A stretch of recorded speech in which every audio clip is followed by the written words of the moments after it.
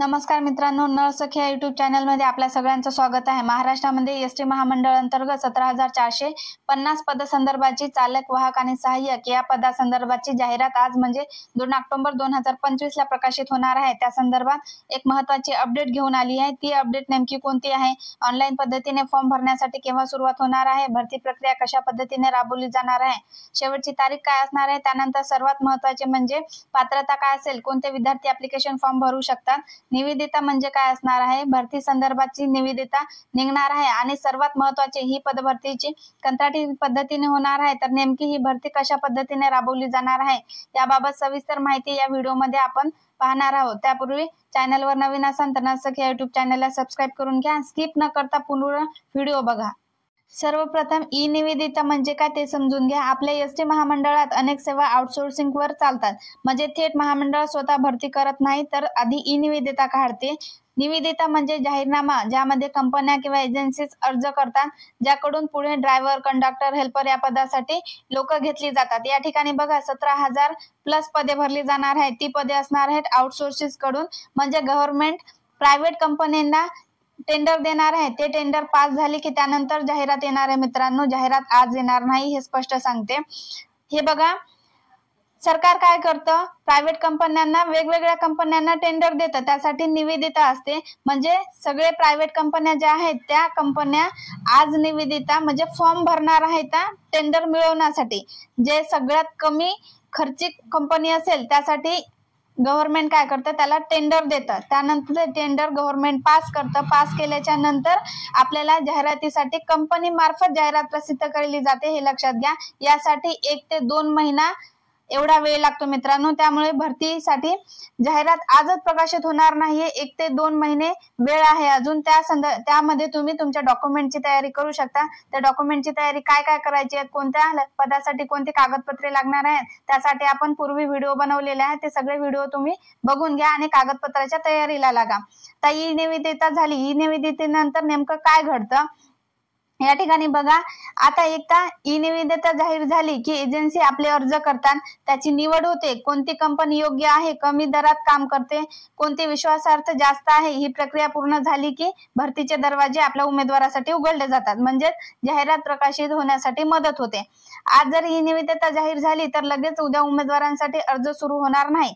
पहिले निविदिता प्रक्रिया पूर्ण होईल, एजन्सी फायनलायझेशन होईल, त्यानंतर उमेदवारासाठी अर्ज भरण्यासाठी जाहिरात येणार आहे।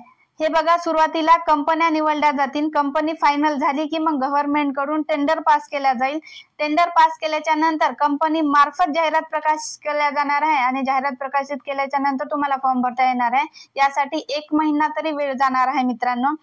आज 2 ऑक्टोबर 2025 ला काय होऊ शकतं, आता महत्त्वाचा मुद्दा, आज दिनांक 2 ऑक्टोबर 2025 पासून ई निविदिता प्रक्रिया सुरू होणार आहे असं जाहीर केलं आहे। म्हणजे काय, आज ई निविदिता काढली जाईल, कंपन्या अर्ज करतील, पुढील काही दिवसांमध्ये निविदिता पूर्ण होईल आणि मग उमेदवारासाठी प्रत्यक्ष भरती जाहीर करण्यात येणार आहे। म्हणून मित्रांनो, जर तुम्ही उमेदवार असाल तर आजच भरती जाहीर होणार नाही, हे लक्षात घ्या। आजचा दिवस एजन्सीसाठी असणार आहे, उमेदवारांच्या प्रोसेससाठी थोड्या दिवसांनी काही सुरुवात होणार आहे मित्रांनो। MCRT महाराष्ट्र राज्य परिवहन महामंडळ भरती प्रक्रियेबद्दल 2 ऑक्टोबर 2025 ला जाहिरात नक्की येईल अशी अधिकृत घोषणा कोणत्याही ठिकाणी झालेली नाहीये मित्रांनो। आपल्या मंत्री महोदयांनी फक्त ई निविदिता येणार आहे एवढे स्पष्ट केले होते। काही वृत्तपत्रांमध्ये 17,450 पदाची भरती होणार आहे अशी बातमी आली होती, पण त्यात अचूक तारीख 2 ऑक्टोबरलाच येईल असं स्पष्ट नमूद केलं नव्हतं। प्रत्यक्ष जाहिरात नोटिफिकेशन MCRTच्या अधिकृत पोर्टलवर किंवा महाराष्ट्र शासनाच्या ई टेंडर ई रिक्रुटमेंट पोर्टलवर प्रकाशित झाली की खरी आणि लागू मानली जाते।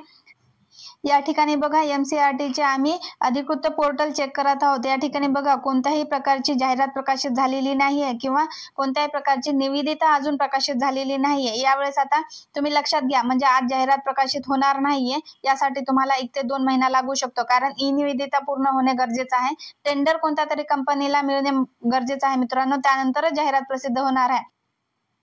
अशा वेळेस उमेदवारांनी करायचं काय, आजपासूनच तयारीला लागा। आपले शैक्षणिक कागदपत्रे तपासून घ्या, ड्रायव्हर, कंडक्टर लायसन्स असे रिन्यू करा, तुमचे एक्सपायर झाले असेल तर रिन्यू करून घ्या, बॅच बिल्ला काढून घ्या मित्रांनो, वेळ आहे अजून पण।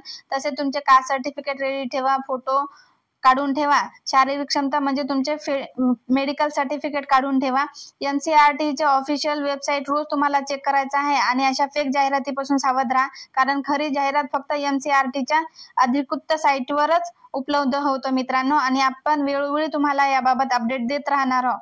तर मित्रांनो, आज आपण स्टेप बाय स्टेप पाहिलं की NCERT ची भरती कशी होती. आधी ई-निविदा, मग एजन्सी फायनलायझेशन, नंतर उमेदवारासाठी रिक्रुटमेंट आणि नंतर जाहिरात प्रकाशित होणार आहे आणि शेवटी परीक्षा व निवड प्रक्रिया होईल. म्हणून तुम्ही घाई करू नका, तयारी सुरू ठेवा. जशी अधिकृत जाहिरात येईल आम्ही तुम्हाला लगेचच माहिती देऊ. मित्रांनो, व्हिडिओ शेवटपर्यंत पाहिल्याबद्दल धन्यवाद.